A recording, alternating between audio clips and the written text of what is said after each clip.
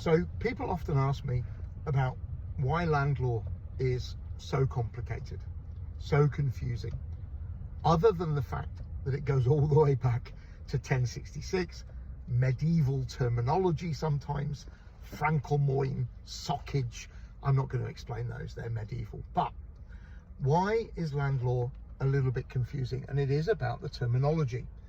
There are many terms that sound the same but have very different meanings. So I thought I might help by just explaining some of those terms.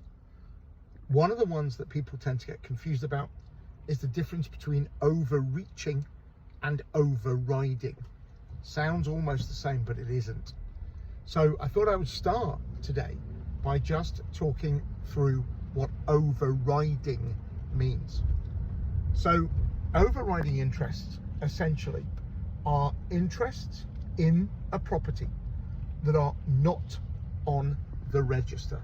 They are not written down, they are not entered on the land register. And yet, if certain conditions are present, they are still binding. Now, the LRA 2002, Land Registration Act 2002, which came into force 13th of October 2003, reduced the number of these hidden interests to just predominantly 3.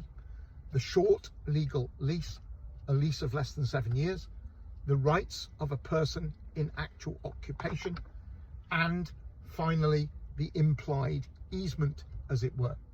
So those 3 things are all capable of binding either a new purchaser or a bank when they're taking possession of a property, even though they are not on the register.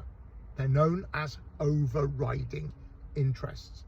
Now, there still has to be a little bit of evidence. For example, if you are a person in actual occupation, there has to be evidence of you being there at the time of the transfer, or if you're not there physically, evidence of your belongings with an intention to return.